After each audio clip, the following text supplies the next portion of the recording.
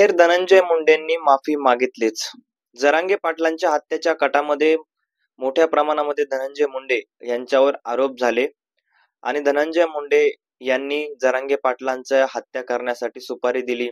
कांचन साळवी असेल, अमोल खुने असेल किंवा दादा गरुड असेल असे संशयित आरोपीची नावे समोर आली आणि या सगळ्यामध्ये धनंजय मुंडे यांच्या काही प्रतिक्रिया आल्या. धनंजय मुंडेंनी जरांगे पाटलांना हे सगळे आरोप खोटे आहेत असं पत्रकार परिषदेमध्ये सांगितलं. मात्र आता धनंजय मुंडे या सगळ्या गोष्टीला त्रासलेले दिसत आहेत. नेमकं त्रासले काय आहेत आणि माफी नेमकी का मागितली, कोणाची माफी मागितली आणि कशामुळे मागितली, हा व्हिडिओ आधी संपूर्ण पहा आणि मगच आपली प्रतिक्रिया या व्हिडिओद्वारे कमेंट मध्ये कळवा. नमस्कार, मी रंजित. मित्रांनो, मुद्दा हक्काच्या या चॅनलवर तुम्ही नवीन असाल तर चॅनलला सबस्क्राईब करा, कारण आपल्या चॅनलवर आपण असेच वेगवेगळे विविध माहितीपूर्ण व्हिडिओज आपल्यासाठी घेऊन येत राहत असतो. बीड मधलं सध्याचं आपण जर वातावरण बघितलं तर अतिशय धक्कादायक वातावरण आहे. बीड मध्ये जरांगे पाटील विरुद्ध धनंजय मुंडे अशा प्रकारचं वातावरण आहे. बीड मध्ये दोन समाज एकमेकांसमोर उभे टाकलेत आणि खास या गोष्टीमुळेच जरांगे पाटील धनंजय मुंडे यांच्यामधल्या संघर्षामुळे आणि राहून राहून हा संघर्ष पुढे येताना आपल्याला पाहायला मिळत आहे. दोन समाज एकत्र येत आहेत, दोन समाज कुठेतरी सुखाने नांदतायत, तोवर दुसरं प्रकरण समोर येते. ते मग धनंजय मुंडेंचं असो किंवा जरांगे पाटलांचं असो, या दोघांचं वादाचं प्रकरण समोर सारखं येत राहते. मात्र धनंजय मुंडे या सगळ्या गोष्टीला त्रासलेले दिसून येत आहेत. याच्यावर धनंजय मुंडेंनी एक जोरदार प्रतिक्रिया दिलेली आहे. धनंजय मुंडेंनी सांगितलेलं आहे की आता बास झालं.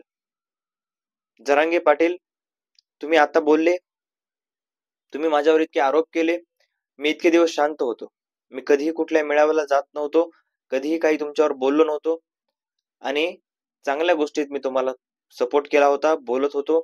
आणि आमच्या जर अशा प्रकारची तुम्ही जर आमच्यावर डाग लावत असाल, आमच्यावर जर काही करत असाल तर मला माफ करा.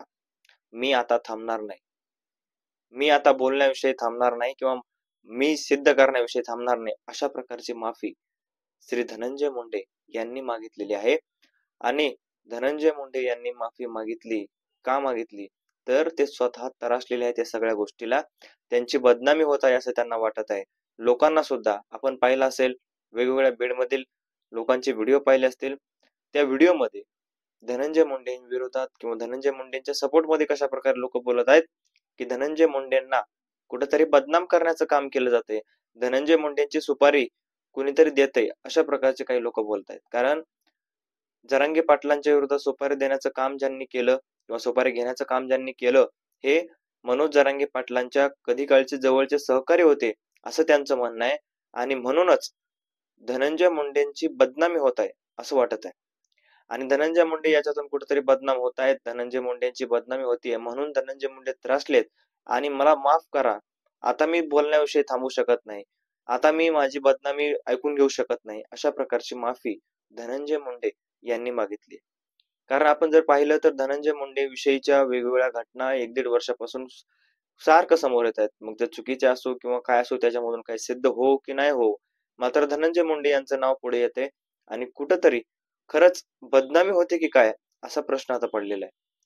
आणि म्हणूनच धनंजय मुंडे यांची जी काही बदनामी होते, धनंजय मुंडे यांचे जे काही चारित्र्यावर शिंतोडे एक प्रकारे उडतायत, ते शिंतोडे कमी करण्यासाठी आता धनंजय मुंडे स्वतः मैदानात उतरणार आहेत आणि स्वतः प्रत्येक गोष्टीला उत्तर देण्याचा प्रयत्न करणार आहेत. आणि ज्या ज्या गोष्टी जरांगे पाटलांनी असो किंवा धनंजय मुंडेंच्या विरोधात असतील त्याच्यावर उत्तर देण्याचं काम स्वतः धनंजय मुंडे आता करणार आहेत. आणि ज्या गोष्टींना धनंजय मुंडे दुर्लक्ष करत होते, का दुर्लक्ष करत होते की माझ्यावर काही गोष्टी येतील, मी काही बोललो नाही तर उगाच मी त्याच्यावर प्रतिक्रिया देणं चुकीचं आहे, कुठेतरी मी राजकारणामध्ये आहे असं त्यांना वाटत होतं, म्हणून ते कुठेतरी पाठीमागे बसत होते. मात्र आता कुठल्या तरी प्रत्येक गोष्टीला उत्तर देणार आहेत आणि जरांगे पाटील असतील किंवा कुठल्याही विरोधकात नेते असतील त्यांना सगळ्यांना उत्तर देऊन एक प्रकारे धनंजय मुंडे आता पुढे येणार आहेत. आणि धनंजय मुंडेंचं जी काही बदनामी आहे होत आहे असं त्यांना वाटत आहे किंवा लोकांना वाटत आहे, काही लोकांना, तर ते बदनामी थांबवण्याचं काम स्वतः ते करणार आहेत अशा प्रकारची माहिती आहे. आणि जरांगे पाटलांविषयी जरांगे पाटलांना आता संविधानिक उत्तर सुद्धा ते देणार आहेत. आणि एक प्रकारे ज्या ज्या गोष्टी त्यांनी आरोप केले त्या स्पष्ट करा अशा प्रकार सुद्धा आता धनंजय मुंडे बोलणार असल्याची माहिती आहे आणि कुठंतरी आता बघणं महत्वाचं आहे ही लढाई कुठपर्यंत चालते. भेटूयात नवीन व्हिडिओमध्ये. तोपर्यंत धन्यवाद.